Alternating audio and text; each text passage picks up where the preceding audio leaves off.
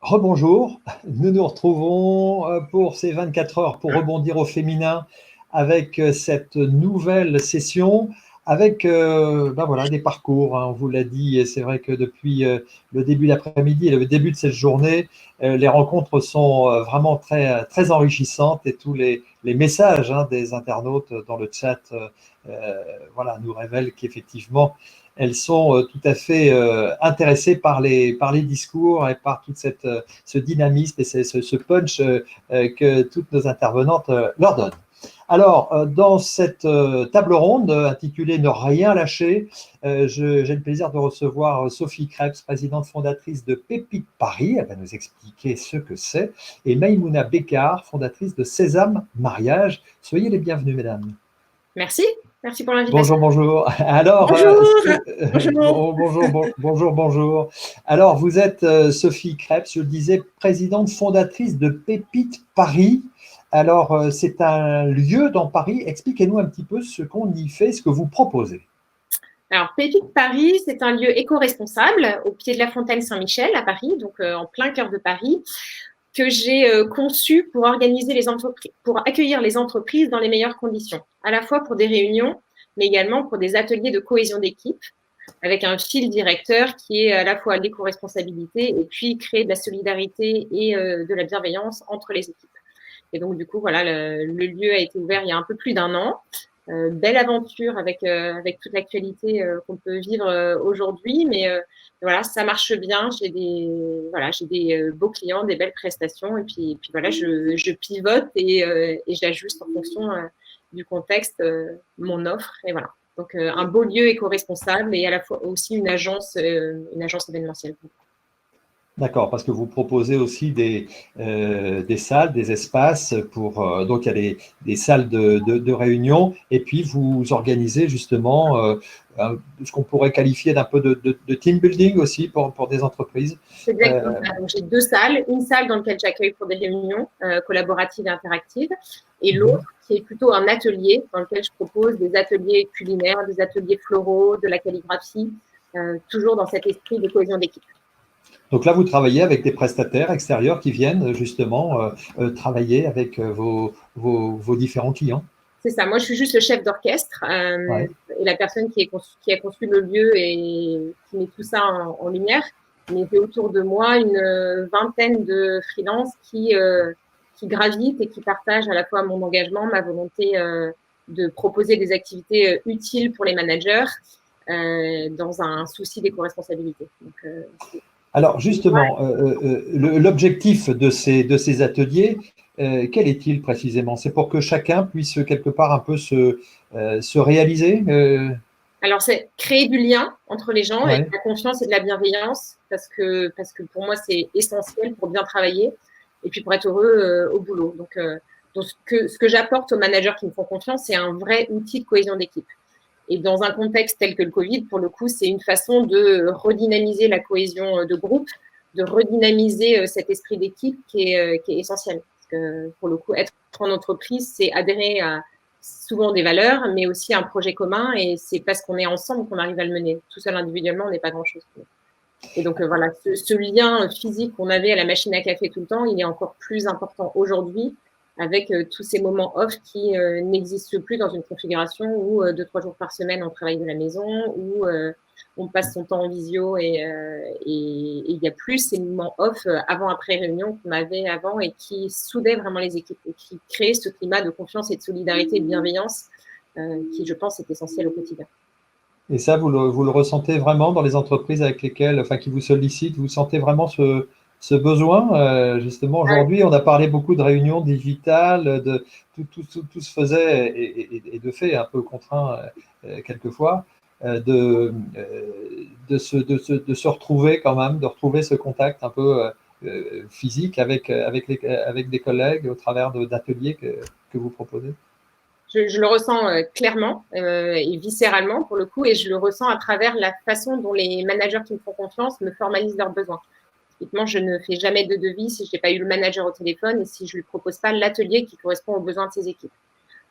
Et dans les exemples très concrets, la plupart des demandes que j'ai eues récemment, c'était dans le cadre d'équipes qui accueillaient de nouveaux collaborateurs et qui n'avaient pas eu la chance du coup de les accueillir proprement, doucement, comme c'était le cas avant. Et donc là, tous les nouveaux collaborateurs qui rejoignent des entreprises, pour le coup, se retrouvent un peu démunis, à la fois en tant que manager, mais aussi en tant que nouveau collaborateur, parce qu'il y a plus ce temps doux et progressif qu'on avait quand on était, avant Covid, intégré dans une entreprise avec un parcours d'intégration très physique finalement.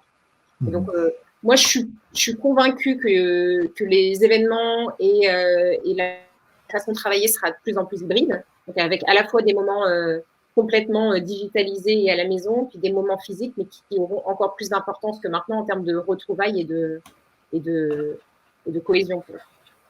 Alors, je voudrais revenir juste quelques instants sur votre parcours, hein, parce que effectivement, là, on vous sent voilà, affirmé dans votre posture de chef d'entreprise, d'entrepreneur. Alors, vous avez été salarié pendant une quinzaine d'années. Expliquez-moi un petit peu votre parcours et comment vous êtes parvenu voilà, à créer. Qu'est-ce qui a déclenché finalement cette envie de créer votre entreprise? Alors moi, je ne suis pas du tout fille de commerçant, de libéraux, etc. Je suis fille d'agriculteur. Donc, ce n'était pas du tout dans ma nature d'entreprendre. Et puis, au-delà de ça, ben voilà, j'ai eu envie de faire mes armes d'abord dans les entreprises avant de me lancer. Ça n'a jamais été une fin en soi. C'est devenu une évidence récemment. Concrètement, j'ai travaillé dans des grands groupes comme SFR ou Avis, toujours dans le marketing et dans le marketing digital. Et au fur et à mesure de mes envies et des projets qui sont présentés à moi, j'ai de plus en plus travaillé dans des petites entités avec de plus en plus d'agilité, de moins en moins de politique, qui était quelque chose qui ne me ressemblait pas du tout, pour finalement arriver à la suite de quelques accidents de parcours liés à des plans sociaux ou à des pivots de start-up, parce que c'est pas un gros mot, mais concrètement, quand on a une petite boîte, bah, il faut être capable d'ajuster assez facilement et assez rapidement sa stratégie, son organisation. Et donc, j'ai eu 2 accidents de parcours dans les 6 dernières années. Et à chaque fois, ces périodes-là ont été l'occasion de me poser des vraies questions, de me faire accompagner potentiellement aussi, de me faire reformer sur la création et la gestion d'entreprise. Et donc, à l'issue de ces quelques accidents, bah voilà, c'est devenu une évidence en fait. Et donc, l'évidence, c'était de monter quelque chose qui me ressemblait, dans des conditions qui me rendaient à la fois heureuse et libre. Et donc, Pépite est arrivé à ce moment-là, mais parce que j'ai aussi eu beaucoup de rencontres qui m'ont guidée et puis qui finalement, rétrospectivement, sont un fil rouge assez cohérent. Mais dans l'instant, ça a été que la stratégie de petits pas et beaucoup de rencontres. Et puis après, une envie irrésistible de monter un projet et de le monter à ma façon. Et c'est comme ça que je suis devenue entrepreneur. Et quand c'est tout de suite plus simple. Vous dites quelque part que c'est un peu grâce au contexte économique et grâce au chômage que vous avez créé votre entreprise. Ouais, concrètement, il y a un peu plus de 6 ans de ça, je travaillais dans une start-up qui faisait de l'ameublement et de la décoration en ligne, donc Made in Design, dont le siège social était basé à Grenoble. J'avais à l'époque 2 enfants de 3 ans et 1 an. J'ai été embauchée à l'époque enceinte, pour le coup. Et puis, voilà, une start-up qui a très, très vite grandi, puis qui a dû très vite se restructurer pour faire face à ces échéances. Et dans cette période-là, ben voilà, je me suis lancée dans le projet de me donner 6 mois pour voir si je pouvais mettre sur le papier et lancer un des 3 projets qui, à l'époque, me tenait à cœur. Il y avait une crèche bilingue, il y avait investir dans l'immobilier pour faire des Airbnb. Et puis, le dernier, c'était lancer des jus de fruits frais, de légumes et de fruits dans la grande distribution. Et c'est un projet que j'ai mené sur le papier pendant 9 mois avec finalement l'accord de la banque. Et j'ai eu peur. C'était pas le bon moment, en fait. Donc du jour, et en fait, j'arrête avec des grosses angoisses parce que d'un point de vue capitalistique et investissement, je risquais 300 000 euros que je n'avais pas, hein, mais ça pouvait mettre en péril aussi mon équilibre de famille et puis mon équilibre financier. Mais c'est pas. Vous avez réussi à arrêter au bon moment, quelque part. Enfin, j'ai eu un coup de chance ou une étoile, ou en tout cas, j'ai entendu des signes où j'ai eu la même semaine 3 nouvelles qui étaient vraiment qui ajoutaient un facteur risque très, très important au projet. Alors, c'était quoi? Enfin, si on rentre juste quelques secondes là-dessus pour éveiller peut-être chez les personnes qui nous écoutent des points importants, enfin, en tout cas sur lesquels vous avez bloqué. Ouais, dans le détail, concrètement, je n'ai pas réussi à trouver un associé qui était aguerri en termes de relations avec la grande distribution. Je pensais l'avoir trouvé après 6 mois de recherche et finalement, ça ne s'est pas fait. Deuxièmement, le nom de commercial Juno que j'avais déposé avec avocat, etc., commençait à être contesté par un acteur en Allemagne qui m'a menacé avec mise en demeure de changer immédiatement. Et la troisième, c'est effectivement le fait de me rendre compte que la banque me prêtait, mais avec des conditions qui étaient très risquées d'un point de vue personnel en termes de caution, etc. Et donc, qu'il fallait que je sois prête avec un ratio qui commençait à se dessiner de 2 chances sur 3 de perdre les 300 000 euros que j'allais lever pour pouvoir monter ce projet ambitieux de jus sans sucre frais avec plein de vitamines en grande distribution. D'accord, donc vous abandonnez ce projet et qu'est-ce qui a été, donc du coup, comment vous êtes parvenu à partir sur ce projet de pépite? Et du coup, j'ai eu, par cet échec-là, sur mon Oui. CV, la possibilité de parler concrètement de cette expérience-là. Et du coup, mon CV est devenu éligible pour des petites startups qui se sont dit, elle ne vient pas que des grands groupes, c'est pas elle sait gérer, elle sait entreprendre, elle sait prendre des risques. Donc, on a besoin d'un profil senior qui ait de l'expérience, mais également qui ait cette touche d'entrepreneuriat. Et donc, du coup, j'ai été embauchée par La Belle Assiette, un site de chef à domicile, en tant que directrice marketing pour développer l'offre, la demande, le prix, etc. et le positionnement sur le marché européen. Et sans cet échec avant, j'aurais pas coché toutes les cases pour le coup, j'aurais pas été recrutée. Et j'ai été sélectionnée parmi 50 autres candidats. Et ça a été deux années fabuleuses. Et c'est là que j'ai rencontré tous les chefs avec lesquels je continue à travailler aujourd'hui, dans le cadre d'événements qu'on a menés ensemble. Et Pépite est née aussi parce que j'ai fait des rencontres spectaculaires. J'ai travaillé avec des chefs et entrepreneurs hyper talentueux et j'ai eu envie aussi d'utiliser mon savoir, mon réseau, etc. pour les mettre plus en avant, les faire plus travailler et qu'à la fin, eux comme moi, on puisse avoir de quoi en vivre et de quoi vivre notre passion et nos envies. Donc, Pépite, faire du culinaire en fait. Et puis, accessoirement, histoire de limiter la casse et d'avoir plusieurs sources de revenus, j'ai voulu ajouter une salle de réunion. Et puis maintenant, je ne fais pas que du culinaire, je fais aussi beaucoup d'escape game, même en digital. Je fais des ateliers floraux, de calligraphie et pas seulement de la cuisine.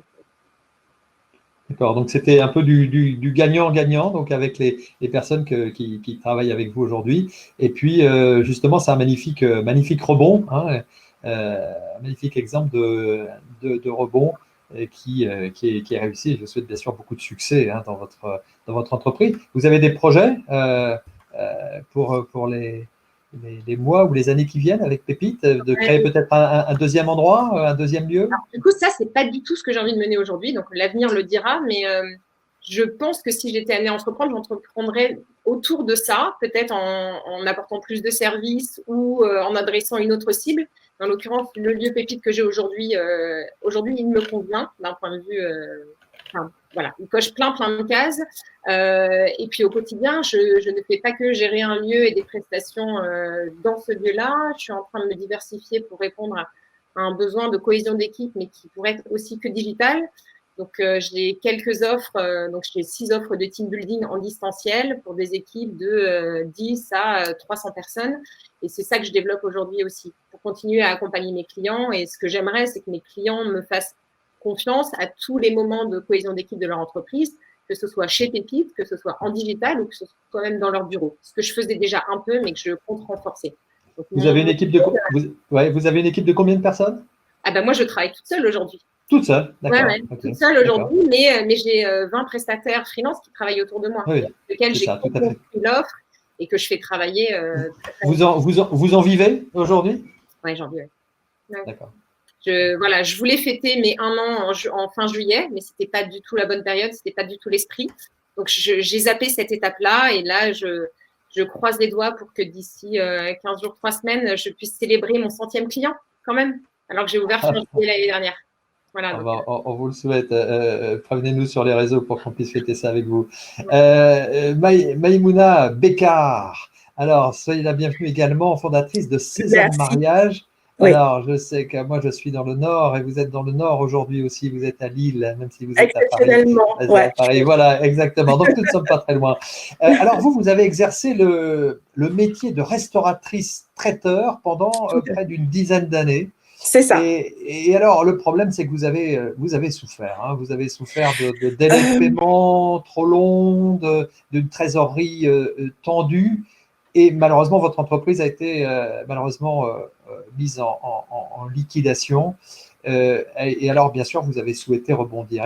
Expliquez-nous un petit peu tout ça. Oui, donc comme vous l'avez expliqué, oui, donc j'ai quand même vécu une très très belle expérience en tant que chef d'entreprise dans la restauration pendant 10 ans. Hein, donc il y a eu quand même de très bons moments. Bien sûr. Le métier et vous allez nous en parler d'ailleurs, parce que c'est quelque part un atout pour la suite. Oui, tout à fait. Tout à fait.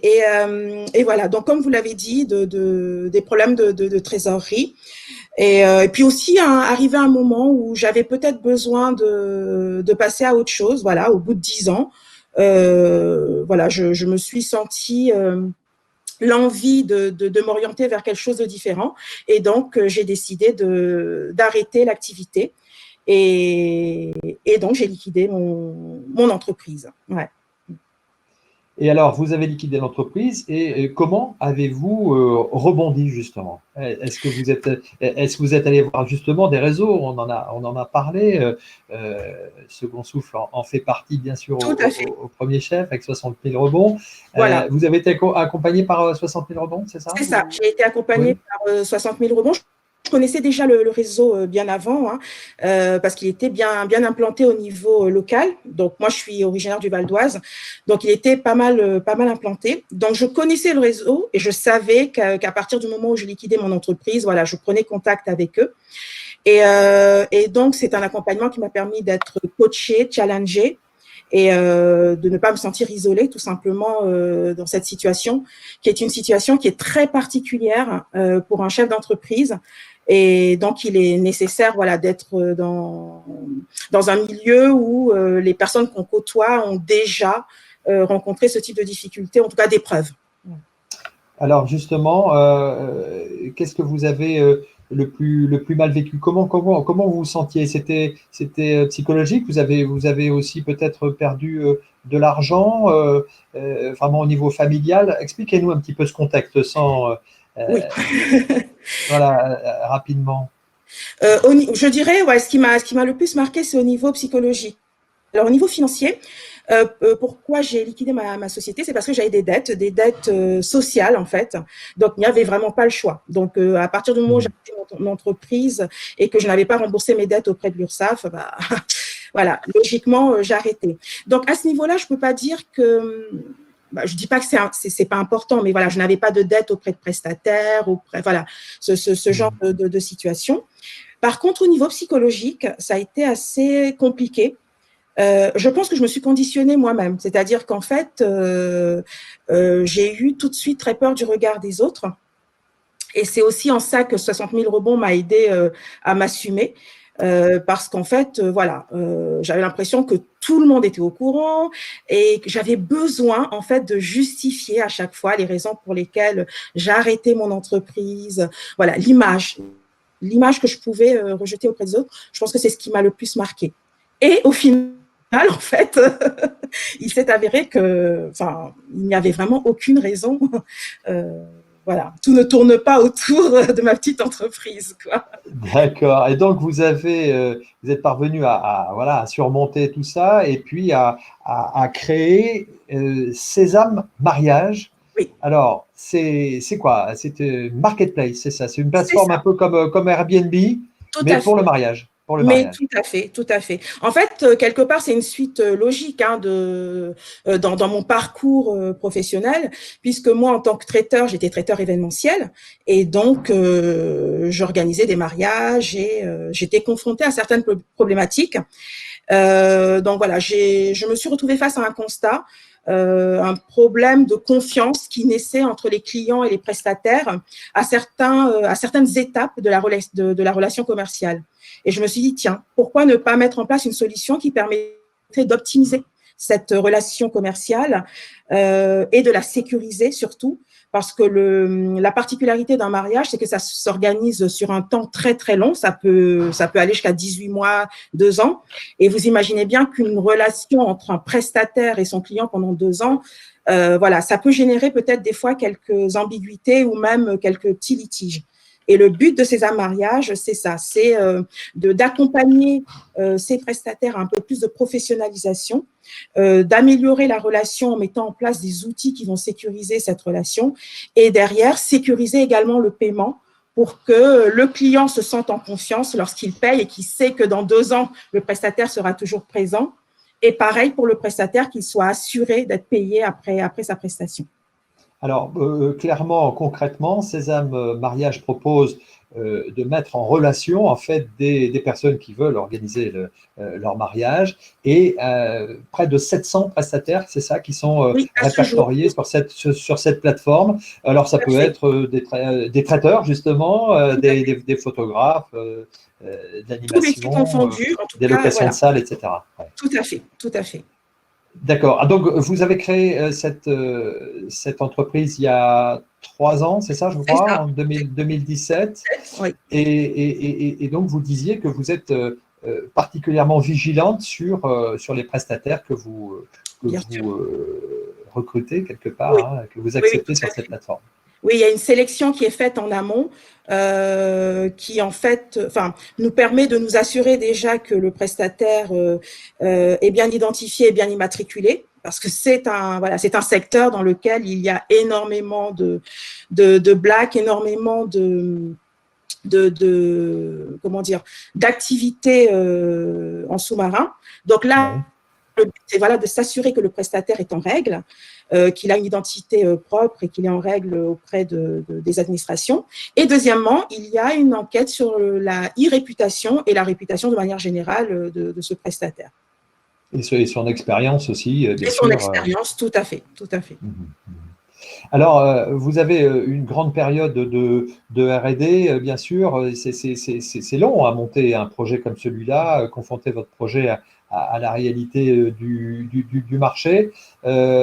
Et donc, ça fonctionne déjà depuis un moment, mais c'est encore un peu difficile ou ça tourne bien? Comment ça se passe? Difficile n'est pas le mot que j'emploierais parce qu'en fait, dans le cadre de la création d'une marketplace, d'une solution digitale de manière générale, voilà, il y a une période de go-to-market, en fait, une période durant laquelle on va aller à la rencontre du marché qui est un peu plus longue que lorsqu'on ouvre un commerce ou une activité d'artisanat. Donc ça, j'en avais bien conscience. En général, il faut compter à peu près 2 ans pour se constituer une vraie communauté de clients et de prestataires pour qu'il y ait une réelle crédibilité parce que en toute franchise, Sésame Mariage est censé être un tiers de confiance. Donc, à un moment donné, il y a le temps qu'il faut pour instaurer cette confiance. Et alors, vous avez encore une petite activité, un petit job à mi-temps pour justement sur l'accompagnement en parallèle de porteurs de projets. Expliquez-nous un petit peu, justement, parce que…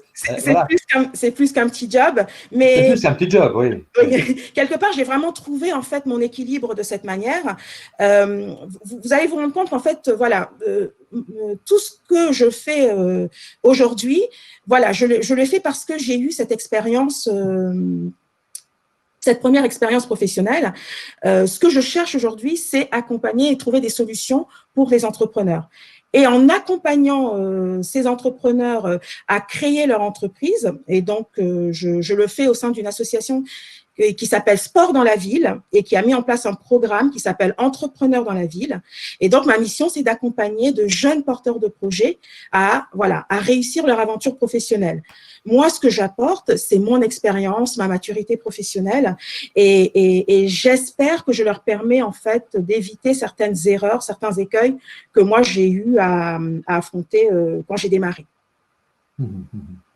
Un commentaire sur ce que vit ou ce qu'a vécu Maïmouna. Dites-nous un peu. Moi, je suis assez admirative qu'en plus de ton entreprise, tu arrives à consacrer du temps aux autres et que tu leur apportes non seulement des conseils, mais du temps aussi, et puis de l'inspiration. Parce que je pense que c'est la clé principale, c'est de se dire est-ce que je suis prêt, oui ou non? Mais est-ce que j'ai des modèles sur lesquels me rattacher? Parce que, en fait, c'est possible. Et on On s'est est mis d'accord. derrière sur le fait qu'on s'est dit non, c'est pas pour moi, c'est pas maintenant. Si ça avait déjà été fait, enfin, si c'était une bonne solution ou un bon produit, ou voilà, ça aurait déjà été fait.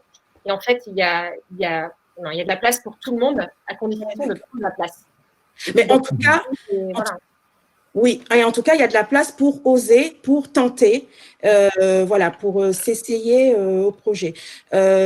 Enfin, moi, ce que je ne veux surtout pas, c'est qu'une personne ait un rêve à concrétiser, voilà, se mette à regretter 5 ans après ne pas avoir essayé, tout simplement. Après, il n'est jamais trop tard, objectivement. Tu vois. On est d'accord. Moi, nous nous sommes lancés très tard, mais parce qu'on avait besoin effectivement de se forger une expérience et une stature ou une posture d'entrepreneur, etc., pour pouvoir se lancer. Enfin, on a tous aussi pas mal de croyances, on appelle ça des croyances limitantes en coaching, qui font qu'on n'ose pas. Effectivement, le mot principal, c'est oser et fait bien accompagner aussi, parce que tout seul, on est peu de choses et qu'on n'a pas toute la science. Et la plupart des grands dirigeants, d'ailleurs, c'est des leaders, mais ils n'ont pas les compétences techniques associées à leur job. Ils se font bien entourer. Non, oui, je suis d'accord. J'arrête pas de le dire. Voilà, c'est le fer de lance lorsqu'on décide de se lancer en création d'entreprise. Voilà, c'est de s'entourer, mais à tout niveau, c'est-à-dire de s'entourer, de s'assurer du soutien des proches et de la famille, parce que au moment, lorsque les moments deviendront un peu plus difficiles, ce sera vraiment important de s'assurer de leur soutien et ensuite de s'assurer de professionnels, de réseaux qui nous permettront de nous sentir un peu moins isolés. Et voilà. Pour moi, c'est essentiel, le réseau. Et vous pensez aussi qu'il faut capitaliser sur son expérience aussi, Maïmouna? Oui. Ah oui. C'est surtout que je suis persuadée que toute expérience est capitalisable. C'est surtout ça. C'est-à-dire qu'à un moment donné, tout ce qu'on a vécu en amont nous permet, voilà, de nous réaliser autrement ou de nous réaliser un peu mieux. Voilà, c'est ça la capacité de résilience, c'est ça la persévérance. Donc voilà, toute expérience se capitalise forcément.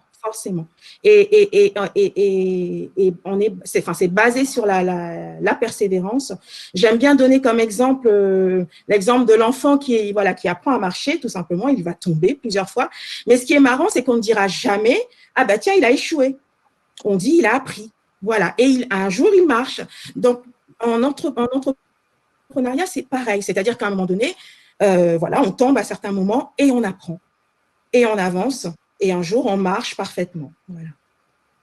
Et voilà, et vous marchez toutes les deux, et c'est parfait. On peut laisser peut-être place aux questions, William, si tu en as quelques-unes sous la main. Oui, j'en ai quelques-unes, mais Sophie répond déjà. Donc... je ne savais pas qu'il fallait pas me répondre. Non, mais c'est très bien, comme ça tout le monde en profite aussi. Mais on peut aussi le dire oralement. Donc, si vous voulez répondre oralement je sais pas, à Joël ou à Stéphanie ou à Martine. J'étais en train de répondre à Martine. Donc, Martine disait quelle a été la réaction des partenaires banque entourage quand vous avez courageusement décidé de ne pas suivre l'aventure. Alors, ma famille elle était clairement soulagée parce que ça impliquait de gros risques financiers, mais également des week-ends en moins, des vacances en moins, parce que sur une première année, investir 300 000 euros pour juste essayer d'être référencé en grande distrie, c'était un risque, mine de rien, considérable. Et la banque qui m'avait suivi, en fait, m'a dit si on était prêt à vous suivre sur celle-ci, on sera prête à vous suivre sur d'autres. Donc, revenez nous voir quand vous êtes prêts. Et même dans le cadre de Pépite, je suis allée voir plusieurs banques, effectivement, pour faire jouer la concurrence, parce que j'ai fait un investissement de 150 000 euros pour ce lieu-là, qu'il soit à l'image de la proposition que je voulais offrir à mes clients. Et typiquement, j'ai pas eu beaucoup de refus des banques. J'ai pu bien les mettre en concurrence, mais je suis encore en relation avec celles qui m'ont dit non. Qui continuent à me tendre la main et à me demander des nouvelles assez régulièrement. Et je suis assez impressionnée pour ça. Donc les noms d'un jour ne sont pas les noms de toujours. Et puis pour le coup, là, c'était plutôt moi qui ai choisi mes banques, mais je sais que j'ai… Oui, mais est-ce que le regard, justement, est-ce que le regard des banques a changé justement par rapport au fait que vous aviez lancé un petit peu votre entreprise et vous êtes toujours en contact avec eux, donc voilà, quelque part, vous donnez un peu la preuve de votre fiabilité, voilà, de la poursuite de votre structure. Ouais. Parce qu'au tout départ, c'était peut-être pas si facile. Bah, en fait, c'était pas si facile, sauf que dans le cadre de mon parcours, j'ai voulu me lancer. Au départ, j'ai voulu racheter un fonds de commerce d'une personne avec laquelle j'avais déjà travaillé, qui avait déjà un atelier et un lieu sur Paris. Finalement, la négociation a échoué à très peu. C'était l'épaisseur du trait et malgré le fait que j'ai assisté à des conférences sur la franchise, sur reprendre une entreprise, ça échoue dans 9 cas sur 10, etc. On n'y croit pas. On n'y croit pas du tout à ça. On sait que ça va marcher parce qu'on le sent. Bref, ça n'a pas marché. Donc, les statistiques donnent souvent raison. Ça n'a pas marché, mais comme les banques m'avaient suivi sur ce projet de rachat avec l'achat d'un fonds de commerce qui était bien plus grand finalement que ce que j'ai demandé là dans le cadre de Pépite, parce que j'avais juste besoin de lancer mon site internet et de faire de la décoration. Ça se limite à ça. Enfin, un tableau électrique, c'est pas énorme au regard de ce que j'avais demandé avant. Donc là, je suis arrivée en demandant un tiers de ce que j'avais demandé initialement. Donc tout est beaucoup plus facile quand même dans ces cas-là. C'est ça. Voilà, on peut aller chercher un projet très ambitieux et finalement que ça se passe pas, ça sert derrière. Et donc du coup, à partir du moment où cette offre d'achat d'un atelier qui existait n'a pas eu lieu, ben, comme j'étais prête intellectuellement, que je savais que la banque me suivait sur un montant, etc., il a fallu 3 semaines pour que je trouve un local, 4 semaines pour que les travaux commencent. Enfin, donc, une semaine plus tard, j'avais signé le bail, j'avais signé l'acompte auprès de mes archis avant même d'avoir signé mon bail. Bon, je recommençais à reproduire la même erreur, ça va se faire, ça aurait pu ne pas se faire. Hein, mais... Et en l'occurrence, 2 mois et demi plus tard, j'ouvrais mon lieu. Mais parce que tout ce process en amont d'échec et je rebondis, bah, il a apporté ses fruits. J'ai pu aussi présenter un dossier à la banque qui était sur la base de 3 ans d'historique de compte de résultats et de bilan auquel j'avais eu accès dans le process de cette vente-là. Et donc, mine de rien, les banques, sachant cela, parce qu'elles avaient vu le premier dossier, elles savaient ce que j'étais sur le point de racheter, bah, elles n'ont pas hésité quand je me suis représentée une deuxième fois. Donc, j'ai gagné pas mal de temps dans le process. Vous avez gagné du temps, c'est ça. Ouais. Mais c'est parce que je me suis relevée, parce que là, je m'étais encore pris un coup de bambou quand même. J'étais sur le point de me lancer, j'étais prête en fait. Ah ben non, ça ne va pas se faire comme ça. Bon, comment ça va se faire alors? Bon. Une autre question, William? Oui, Claire qui vous demande, mesdames, sous quel statut êtes-vous enregistrées? Mais je pense que dans la question, il faut comprendre que Claire, elle a envie d'entreprendre, mais elle ne sait pas choisir quel statut. Et ça, c'est très important. Alors, quel statut utiliser pour sa structure?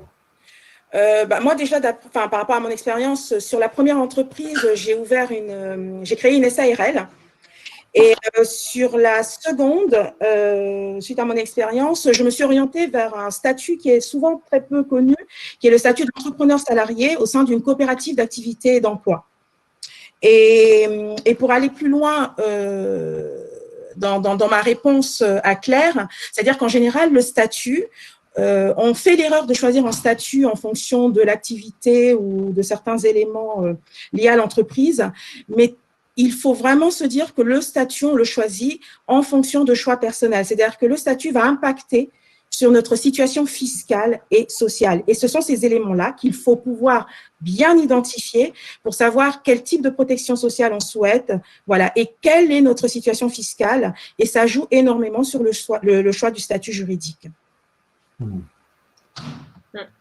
Alors moi, j'ai commencé mon entreprise en tant que demandeur d'emploi. Donc, c'était d'abord Pôle emploi qui me versait un salaire. Avec l'aide LAC oui. Mais c'est ce qui m'a permis aussi de garder mes économies pour financer tous les apports qui sont nécessaires quand on fait une demande de prêt, parce qu'il faut mine de rien, apporter des garanties puis un engagement qui se traduit aussi financièrement. Et aujourd'hui? Moi, je me suis lancée en SASU parce que juste avant,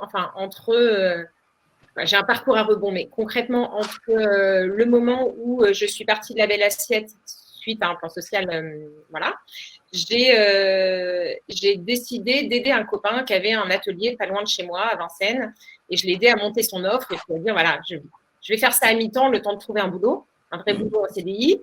Et puis comme je peux pas m'engager en structure avec lui, etc., et que j'avais dans l'idée de monter une structure à un moment donné, je me suis lancée en SASU. Je sais, bon, à l'époque, ce serait peut-être contestable aujourd'hui, mais à l'époque… Alors, SASU, précisez juste en 2 mots, SASU.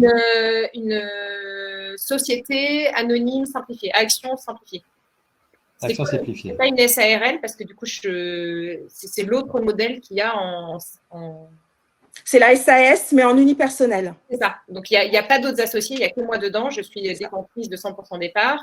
Et pour le coup, c'est un peu moins avantageux quand je me verse un salaire parce que j'ai beaucoup plus de charges. Mais il y avait pas mal d'avantages par ailleurs dans le cadre de potentiel développement. Et donc, aujourd'hui, cette structure-là, déjà, je commence par me rembourser l'apport en compte courant que j'ai fait, mais j'ai pour intention de me verser un salaire assez raisonnablement. Voilà. Et donc, Donc, j'ai commencé en douceur grâce à Pôle emploi finalement. Et ça m'a apporté beaucoup de tranquillité sur les 6 premiers mois d'activité pour pouvoir lancer sans avoir à grincer des dents. Et ma rémunération qui était prévue à partir de janvier, elle a été un peu contrariée par les grèves des transports, par les gilets jaunes et là par le Covid. Mais j'ai les sous dedans, mais je ne me paye pas. Je me payerai juste avant la fin de mon bilan ou au moment où j'en aurai vraiment, vraiment besoin. Et pour la petite histoire, tout a l'air d'aller bien, mais on ne sait pas de quoi est fait l'avenir. Et donc, être entrepreneur, c'est anticiper un peu. Et hier matin, j'hésitais encore à ajuster le montant du prêt que j'allais demander dans le cadre d'un PGE.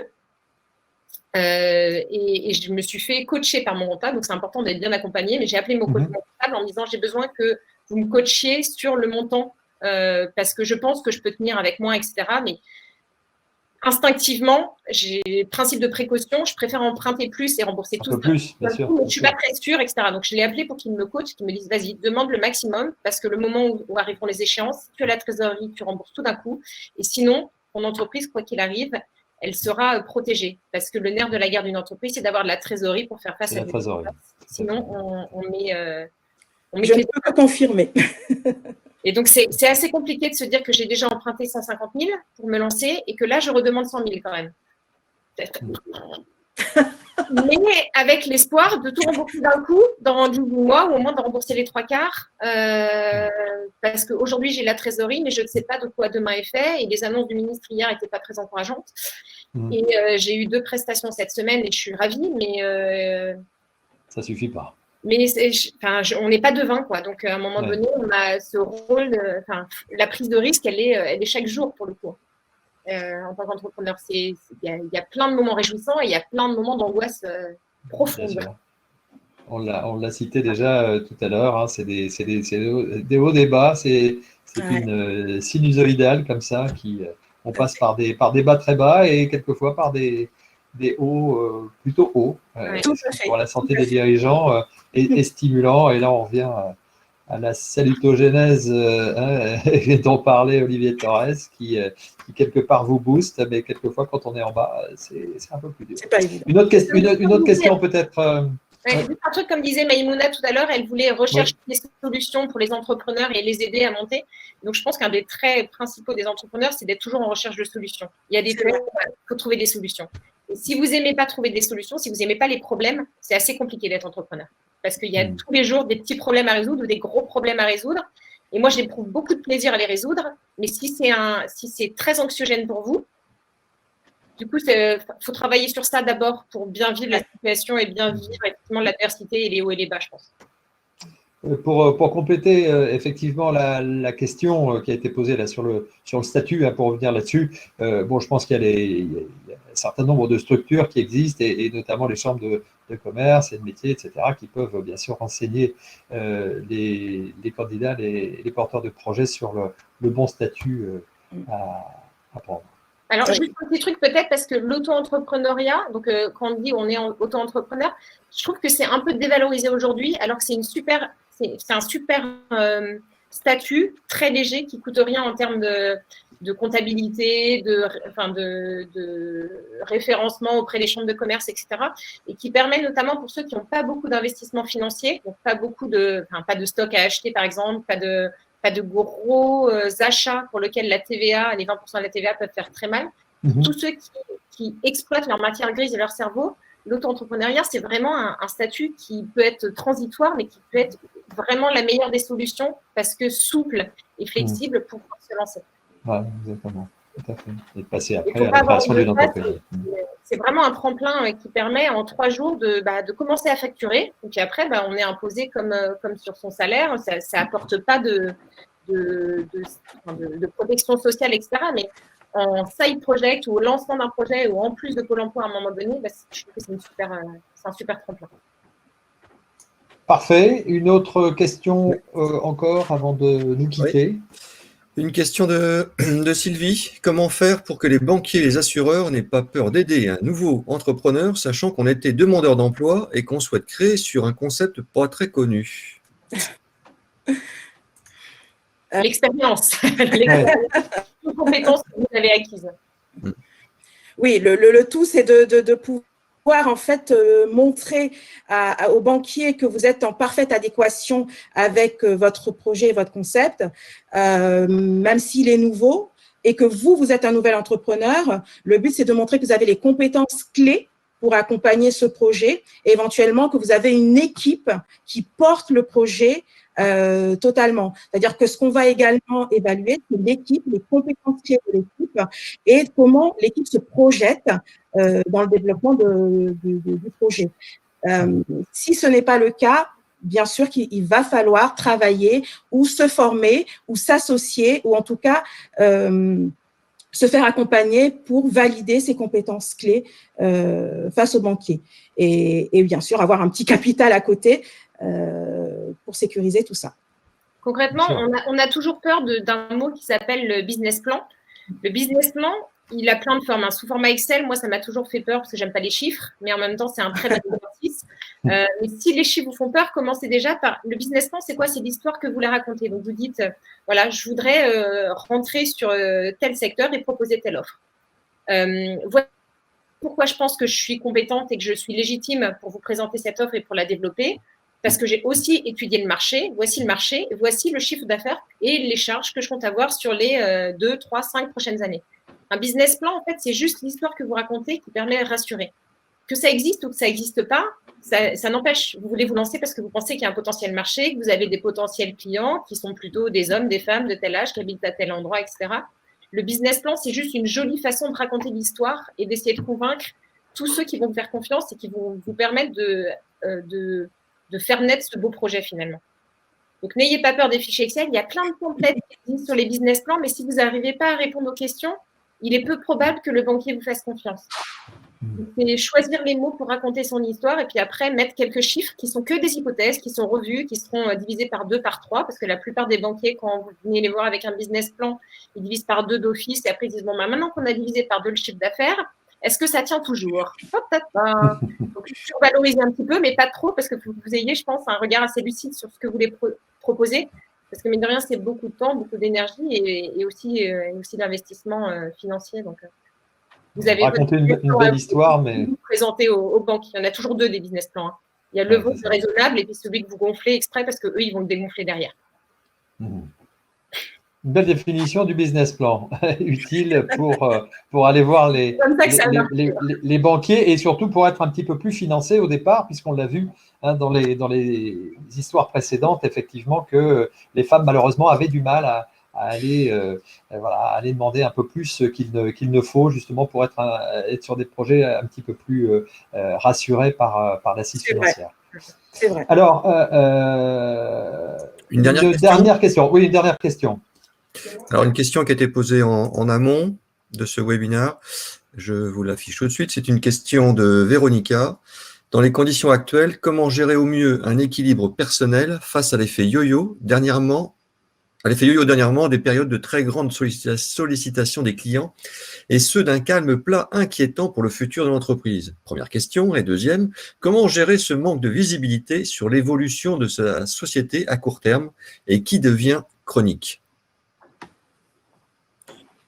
Qui veut se lancer? Alors, ce manque de visibilité, on l'a tous. Je ne suis pas persuadée qu'on puisse à ce jour avoir une idée très précise de comment on peut avoir cette visibilité.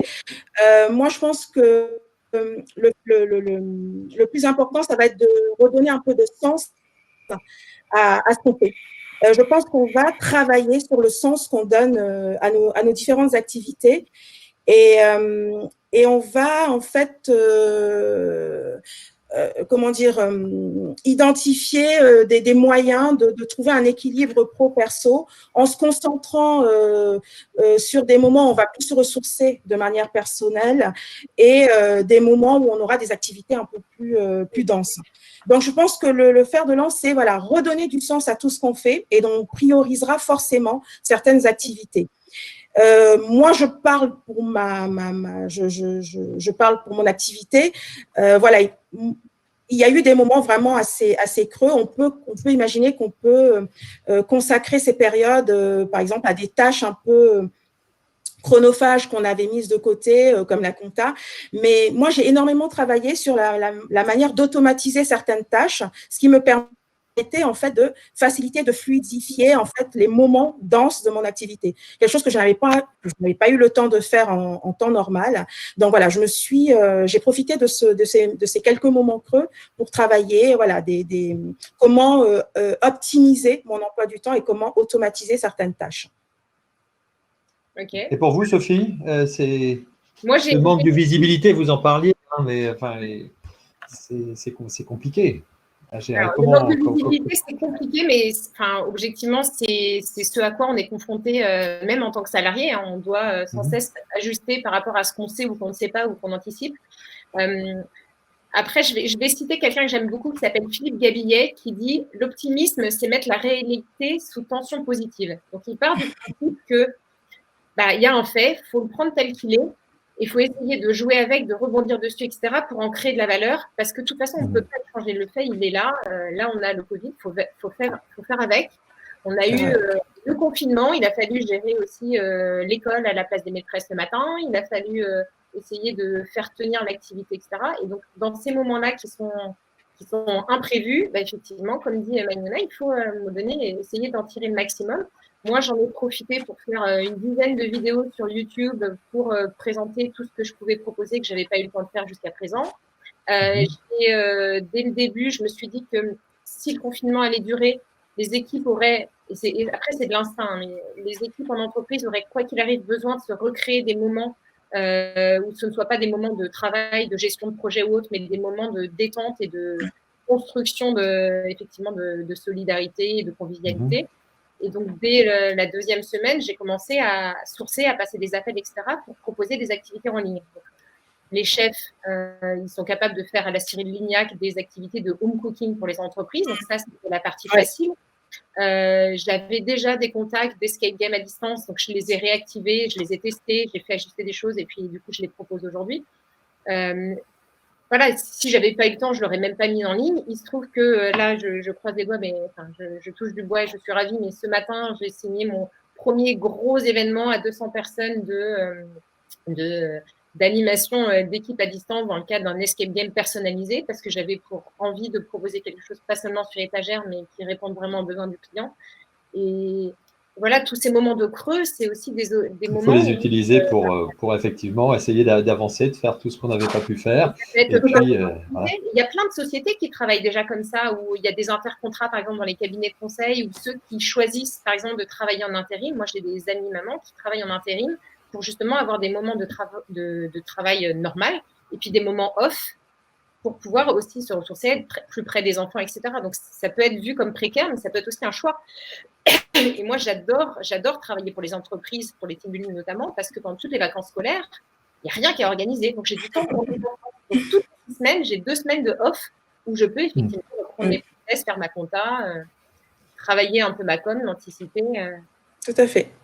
Parfait. Merci beaucoup pour ces témoignages. On vous remercie, hein, Maïmouna et Sophie, pour vos parcours et puis ce que vous proposez. On a retenu qu'il fallait capitaliser beaucoup sur son expérience et vous l'avez prouvé l'une et l'autre. Et vous avez su rebondir, passer d'un salariat ou passer d'une entreprise que vous avez malheureusement dû arrêter pour créer votre activité. Et je vous souhaite une bonne continuation. Merci, mesdames. Merci beaucoup. Et puis, on reste connectés puisqu'on va enchaîner tout de suite avec Oui, c'est déjà la fin, ça passe vite, une journée, mais on a encore de beaux messages à écouter, et notamment avec ce discours tripartite, j'allais dire, un discours de clôture. Et je vais recevoir donc Sonia Roquette, qui est administratrice de la Fondation Entreprendre, qui est dirigeante aussi d'entreprise.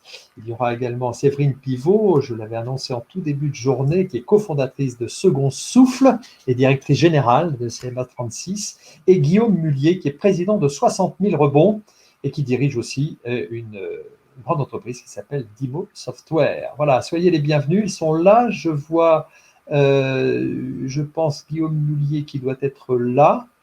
Est-ce que les autres personnes sont là? Est-ce que Séverine est là? Est-ce que Sonia est là?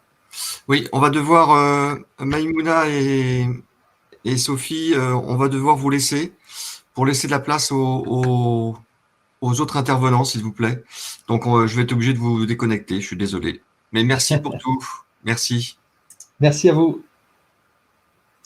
Alors, Guillaume est là. Est-ce que Sonia est présente? Sonia, je l'ai invité à monter sur scène. Guillaume, il faut juste qu'il active sa caméra et son micro. Et le micro, voilà. Et Séverine ne devrait pas être très loin, je pense. Voilà.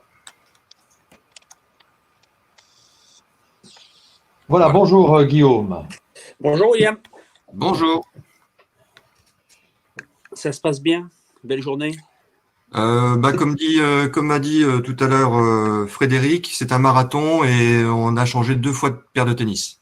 Bon, c'est parfait. Bien, on est toujours en direct et en ligne, William, tu me confirmes? Oui, je te confirme. Par contre, on attend Séverine Pivot et Sonia Roquette. Là, elle se prépare, elle ne devrait pas tarder à arriver. Voilà. Bonjour Sonia. Voilà, bonjour Sonia. Bonjour à tout le monde. Bonjour. Alors, on va démarrer tout de suite avec vous pour rester dans le timing. Alors, Sonia, vous êtes, je vous présentais, comme administratrice de la Fondation Entreprendre. Vous êtes également chef d'entreprise et vous faites partie du réseau de franchise d'Epiltech, c'est ça? C'est ce que vous avez développé. Expliquez-nous un petit peu déjà votre parcours en quelques mots avant de parler de la Fondation Entreprendre. Alors, très rapidement, si ça arrange bien, je parlerai rapidement. Mon parcours, j'ai créé déjà 2 entreprises. Une qui s'appelle Chaussmart, qui vend des chaussures en ligne, et la seconde, donc, qui est un franchisé d'une enseigne qui s'appelle Epiltech, qui est donc une enseigne typiquement féminine, puisque ça concerne l'élimination définitive des poils.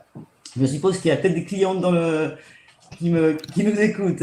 Je suis là au titre donc, de la Fondation Entreprendre. Donc la Fondation Entreprendre, eh bien, elle a été créée en 2008 et sa raison d'être, en fait, c'est donner l'accès à l'entrepreneuriat à tous. Et ça, c'est important, quel que soit son genre, son origine. Voilà, donc le but de la Fondation, c'est de permettre vraiment de réaliser, de se réaliser, d'apprendre, de créer son entreprise et d'accompagner toutes les associations qui vont pouvoir permettre justement de suivre ce parcours. C'est-à-dire qu'en fait, on accompagne et on finance des associations qui partent de la création, le développement et jusqu'au rebond. Et donc, parmi toutes ces associations qu'on soutient, il y a un domaine important qui s'appelle des ailes pour entreprendre. Et c'est dans ce cadre-là que la Fondation soutient donc Fameux Territoires, par exemple. Et puis, la Fondation Entreprendre finance également Second Souffle, qui a organisé cette belle journée. Voilà. Alors, comment ça se passe, en fait, cette Fondation Entreprendre qui est présidée par Blandine Mullier? Comment ça se passe? Vous êtes répartis un peu sur tout le territoire, enfin, vous agissez au travers d'un certain nombre d'associations qui sont réparties sur notre territoire, c'est ça, vous le précisiez? En fait, il y a un conseil d'administration qui se réunit plusieurs fois par an, il y a des projets qui sont soumis, il y a des comités de sélection, et on décide d'allouer des financements à des associations dont on pense qu'elles vont pouvoir aider au développement et en tous les cas pouvoir aider à l'entrepreneuriat en général. Alors, vous mettez en avant voilà, toute une bienveillance, une confiance aussi qui est évidemment fondamentale. Absolument. Et qu'est-ce que vous retenez en fait de cette journée, puisqu'on est un peu dans ce cadre d'un discours de clôture. Quel est votre sentiment par rapport justement au rôle des femmes chefs d'entreprise? Vous en côtoyez beaucoup, vous en êtes une vous-même. Ouais, alors, Quel est le...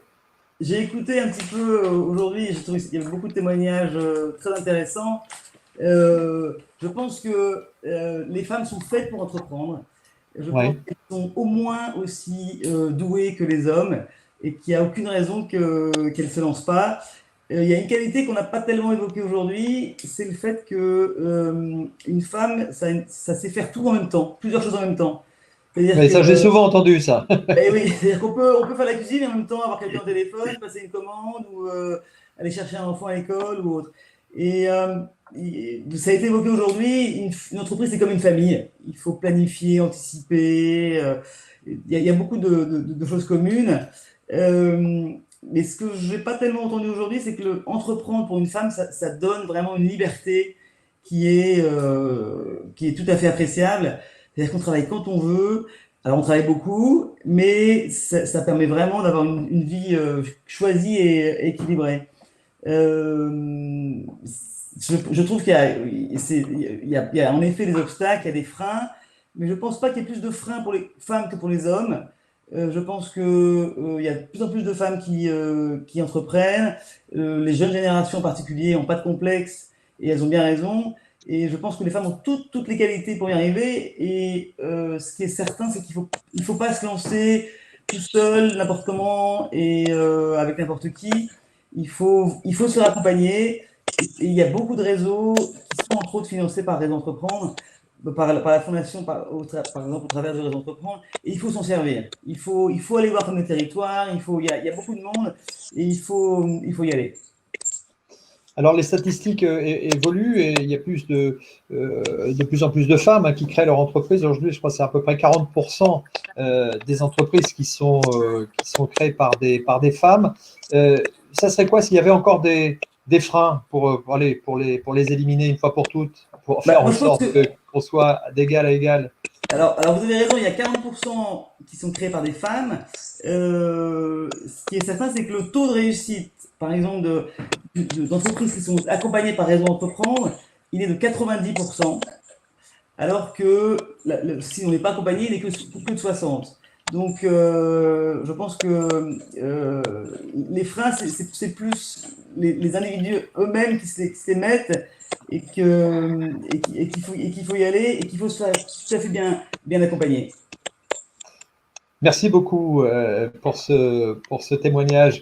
Séverine Pivot, alors je le disais en tout début de journée, bonjour Séverine. Excuse-moi Frédéric, je ne sais pas si ça vient de chez Monsieur Muliez ou de chez Madame Pivot, mais si vous pouviez couper votre micro, parce qu'on entend quelqu'un qui frappe au clavier. Qui frappe au clavier, j'entends ça aussi, oui. Voilà. Merci. Voilà, ça y est. Oui, donc je le disais, Séverine, vous êtes cofondatrice. Bonjour Séverine. Donc je le disais en tout début de journée, vous êtes cofondatrice de Second Souffle, puisque vous avez créé cette association il y a 10 ans maintenant avec votre mari Dimitri.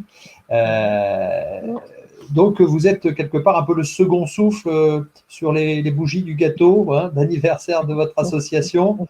Est-ce que vous aviez sensibilisé Dimitri sur la nécessité quelque part d'accompagner des femmes chefs d'entreprise en rebond? Est-ce que c'était une préoccupation dès le lancement de l'association?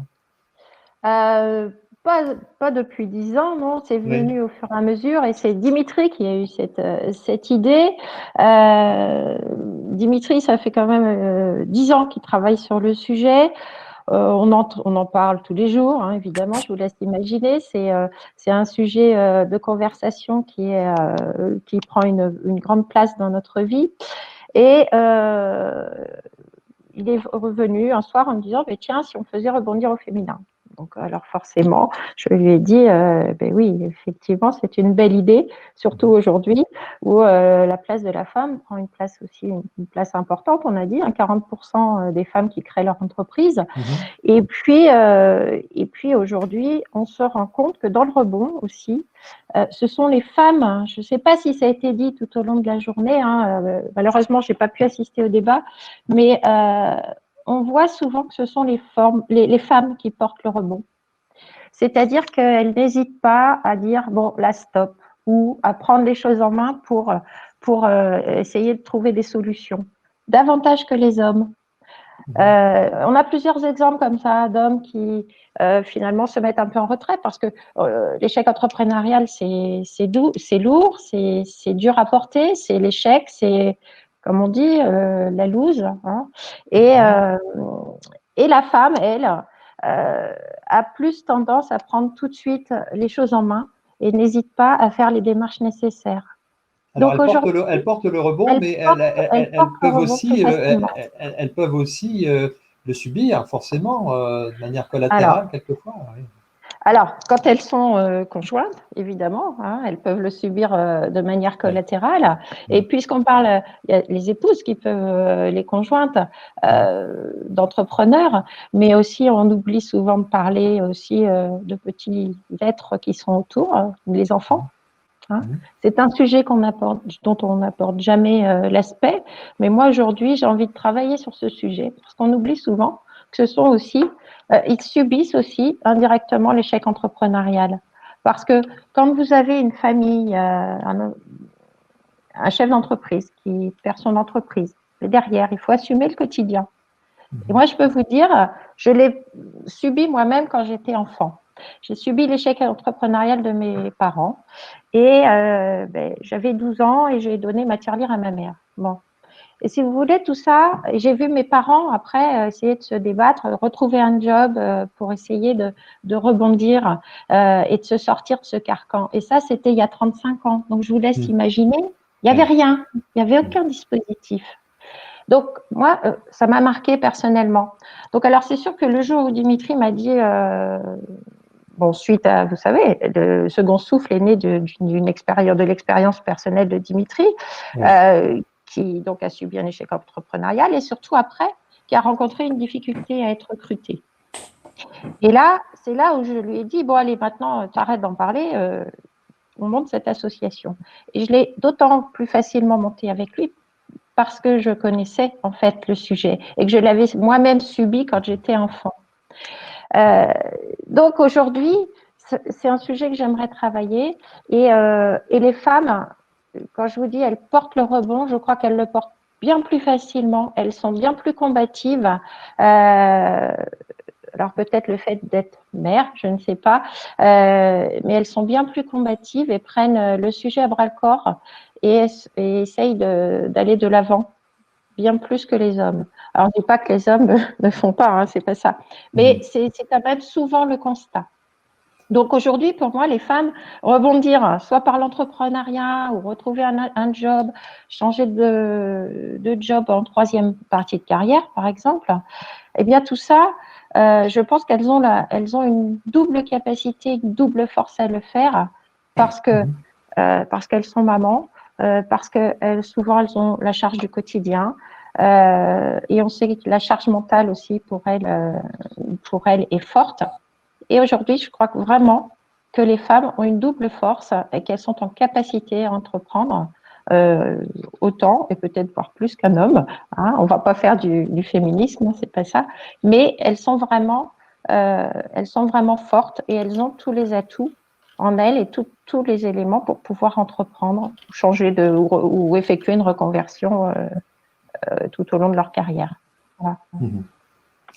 Merci beaucoup pour ce témoignage et justement ce regard porté notamment sur les enfants, sur le couple, qui peuvent aussi, bien sûr, attirer toute l'attention des personnes qui sont en difficulté, et des entrepreneurs qui sont en difficulté, de veiller sans doute à l'aspect bien sûr familial et des enfants. Je précise simplement rapidement que vous êtes aussi directrice générale, je le disais, de la Chambre des métiers d'artisanat de l'Indre, et que c'est aussi ça fait partie de l'écosystème local qui est tout à fait à la disposition des femmes qui souhaitent avoir des informations aussi. Voilà. Et surtout, il ne faut surtout pas hésiter à aller voir un conseiller de chambre de métier ou d'association, peu importe. En local, vous trouverez quelqu'un pour vous accompagner. Il ne faut surtout pas hésiter à y aller.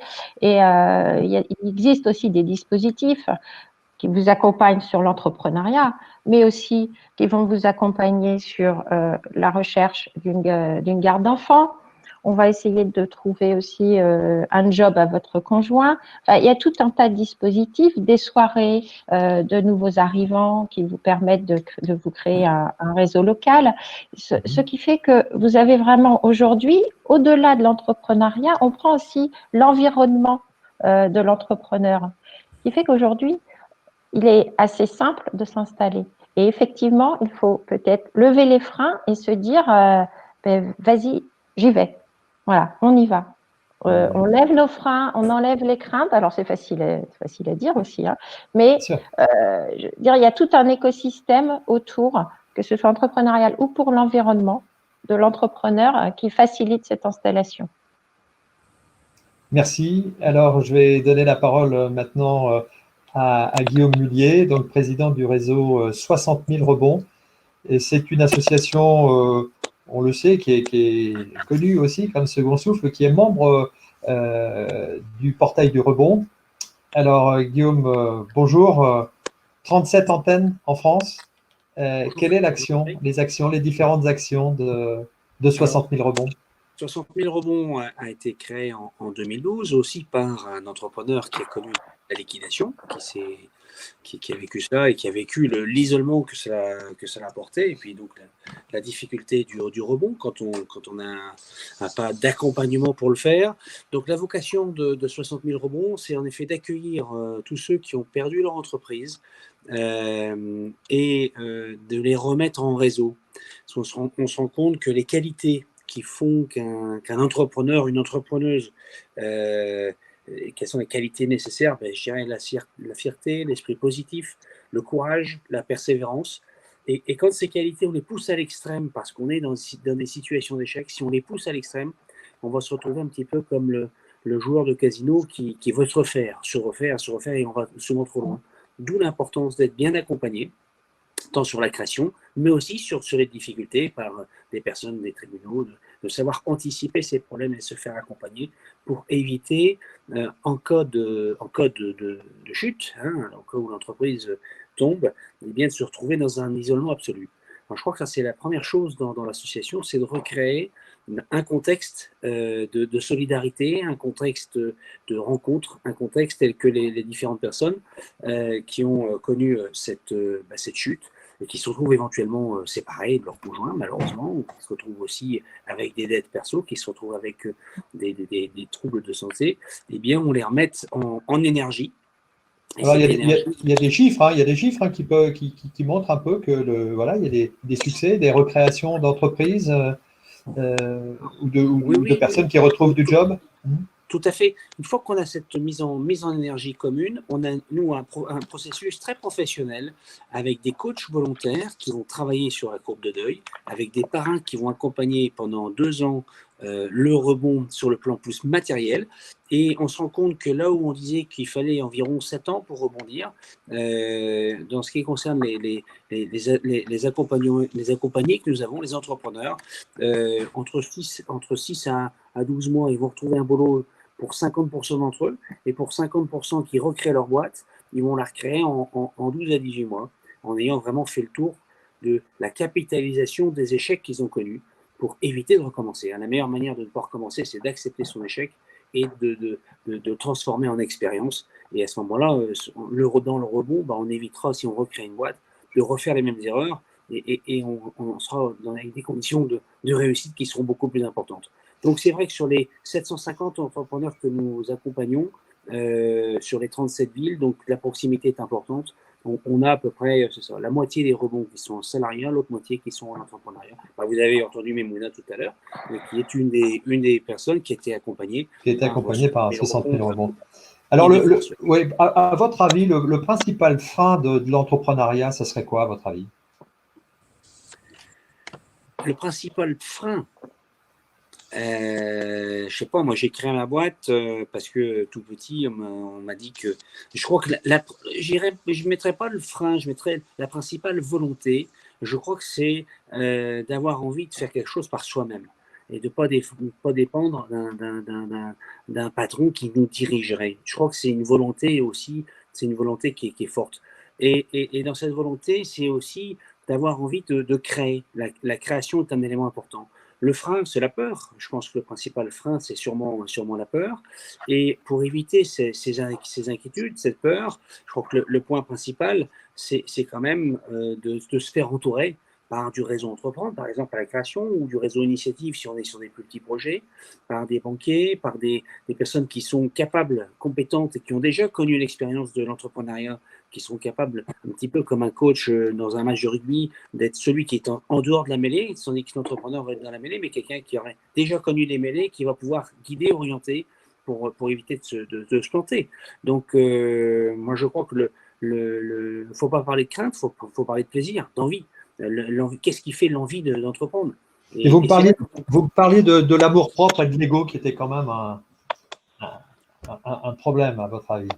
Alors, je pense que c'est comme toute chose. La fierté est une grande qualité.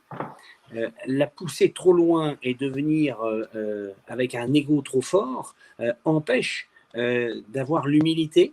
Et l'humilité qui permet de comprendre les choses et qui permet d'accepter une erreur, un échec et de la corriger.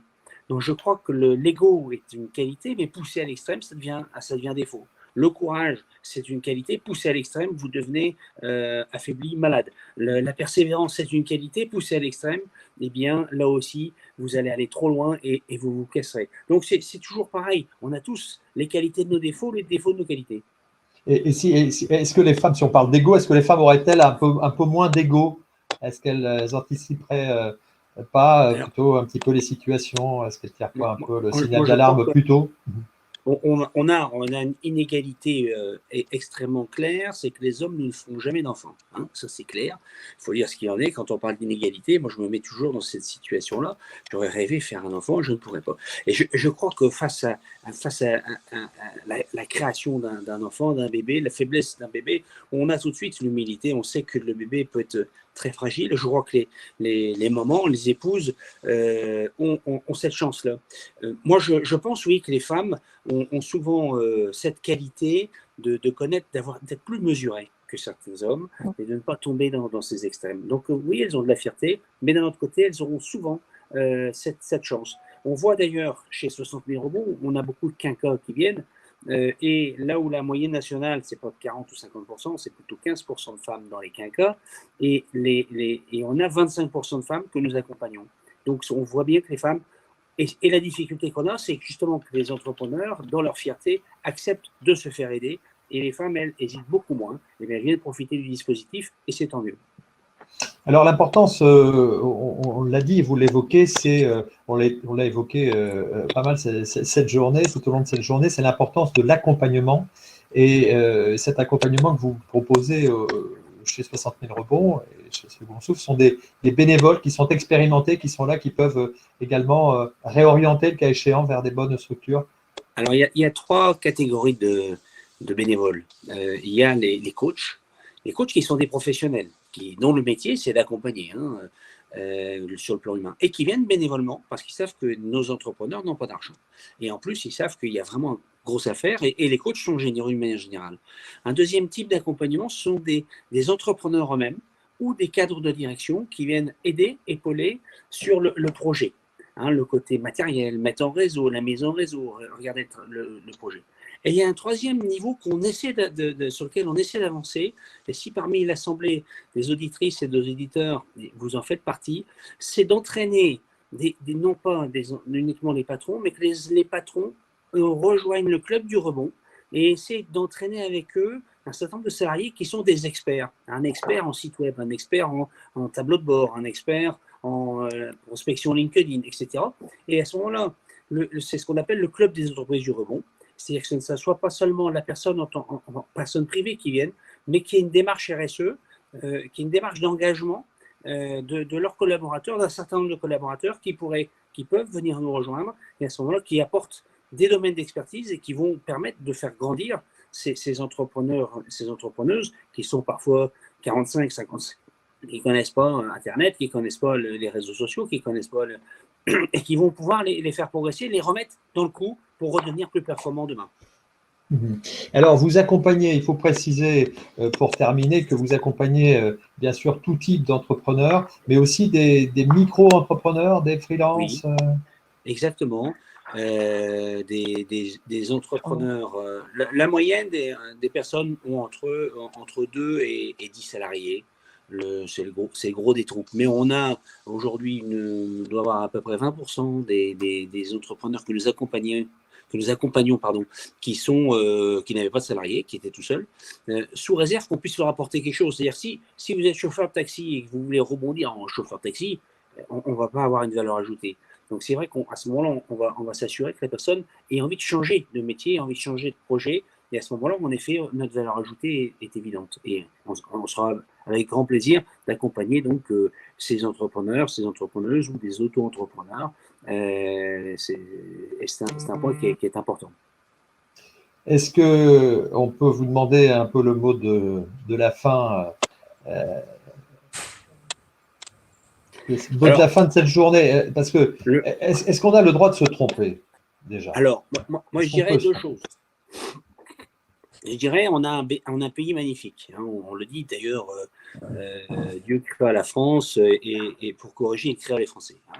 Alors, en France, on a le droit, il y a deux choses qu'on n'a pas le droit de faire. On n'a pas le droit ni de réussir, ni d'échouer. C'est quand même un comble, mais c'est souvent comme ça. Donc, je pense qu'il faut qu'on change notre vision de l'échec, justement. Parce que si on change notre vision de l'échec, eh bien, on aura le plaisir d'accepter encore mieux nos réussites. Et pour moi, entreprendre, c'est grandir de ses réussites et de ses échecs. Et ça me paraît un point important. C'est quand on est entrepreneur, bien sûr, il faut qu'on grandisse. Et pour grandir, il faut plonger, il faut y aller. Oui, on a toujours peur de plonger, mais bon, une fois qu'on plonge, on se rend compte que ça va bien, et surtout si on a des gens qui nous accompagnent. Donc, je pense que si on parle de l'entrepreneuriat, bien sûr, je le redirai, en tout temps, d'accepter d'être épaulé par des gens qui ont déjà eu l'expérience de ce qu'on va faire, ça me paraît important, et en même temps, les conseilleurs ne sont pas payeurs. C'est-à-dire que c'est nous, entrepreneurs, qui allons faire. Par exemple, si on parle du Covid, il n'y a personne qui a connu. Donc, comment je fais pour faire face au Covid? D'une certaine manière, bien sûr, il faut faire en son âme et conscience, et ça, c'est le point important. Mais moi, je crois qu'on a beaucoup de plaisir à entreprendre, et il faut savoir se remettre en cause. Et pour se remettre en cause, eh bien, il faut accepter ses échecs. Sonia, le mot de la fin et un petit mot de conclusion. Qu'est-ce que vous diriez aux femmes qui nous écoutent? Oui, alors, on a beaucoup parlé de résilience, d'échecs. Alors moi, je veux dire, évidemment qu'on peut échouer, mais je suis un peu fatigué de cette apologie de l'échec. Oui. Assez anglo-saxonne, il faut échouer pour réussir, etc. Bien sûr qu'on peut tomber, on peut échouer, et je pense qu'avant tout, avant d'entreprendre, il faut tout faire pour ne pas échouer. Et s'entourer de gens qui vont être compétents, qui vont être bienveillants, qui n'auront rien à vous vendre, mais qui vont vous mettre en face des réalités, qui vont vous aider vraiment.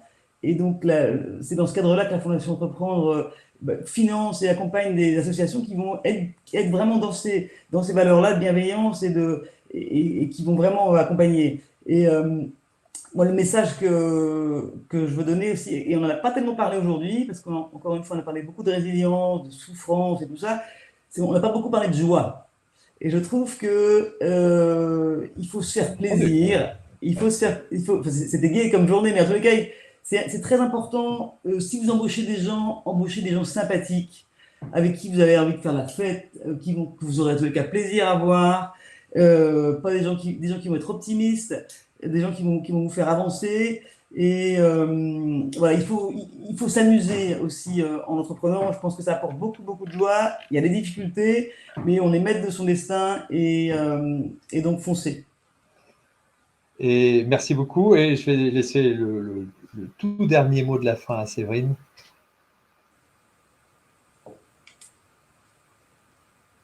Le micro peut-être.